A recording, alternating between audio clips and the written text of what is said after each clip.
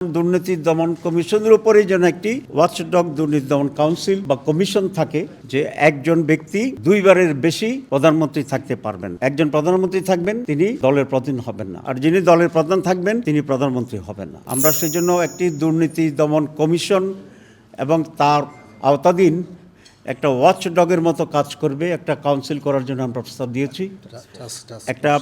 সেখানে একটা টাস্কফোর্স থাকবে এবং সেই টাস্কফোর্স দুর্নীতিগুলোর উপরে তদন্ত করবে এবং যারা দোষীটাকে চিহ্নিত করবে এবং এটার সাথে জড়িত যারাদেরকে প্রাইমারি একটা পানিশমেন্টের আওতায় তারা আনতে পারবে।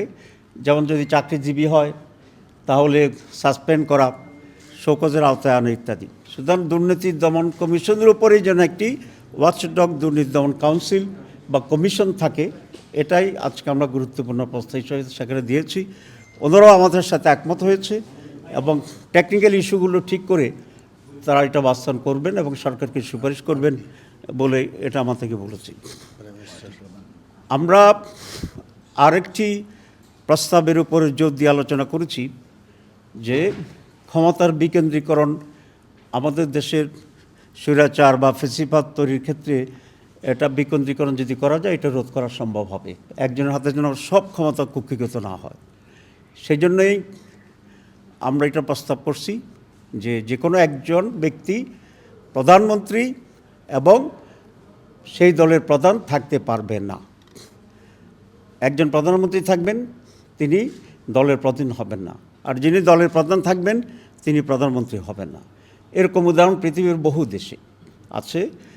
আমাদের পাশের দেশ যে ভারত, সেই ভারতে তো এটা বারবারই প্র্যাকটিস। আপনারা জানেন সোনিয়া গান্ধী যখন কংগ্রেসের সভাপতি তখন মনমোহন সিং ছিল রাষ্ট্রের প্রধানমন্ত্রী।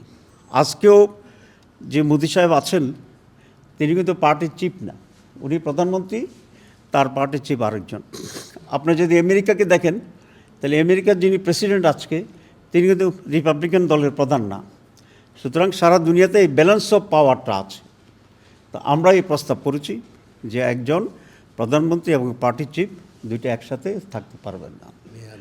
গত মিটিংয়েও আমরা কিছুটা ইঙ্গিত দিয়েছিলাম, আজকে এটাকে আমরা আরও ইন্টেন্সিফাই করেছি এবং এটাকে আমরা খুব ক্লিয়ারলি আজকে আলোচনা করেছি। ওনারাও আমাদের সাথে একমত হয়েছে যে একজন ব্যক্তি দুইবারের বেশি প্রধানমন্ত্রী থাকতে পারবেন না,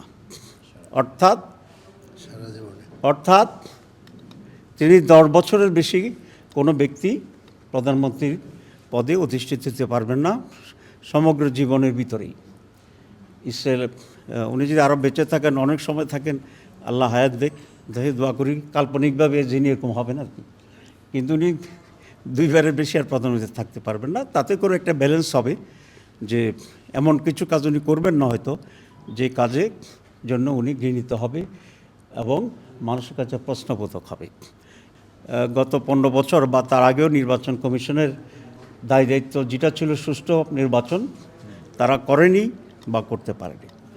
এর অন্যতম প্রধান কারণ হচ্ছে আমাদের বিদ্যমান আইনে নির্বাচন কমিশনারদের ত্রুটি বিচ্যুতি এবং তাদের ভুলভ্রান্তির জন্য খুব বেশি শাস্তির কোনো সিস্টেম আমাদের দেশে নেই।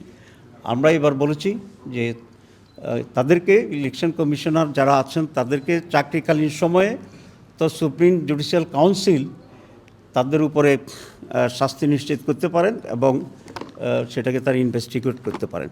কিন্তু আমরা বলেছি যখন তাদের চাকরি চলে যাবে, মেয়াদ শেষ হবে, তখন কোনো আইনের আওতায় তারা থাকে না। এবার আমরা প্রস্তাব করছি তাদের জন্য একটি আইনের সংশোধন করে জবাবদিহির আওতায় আনতে হবে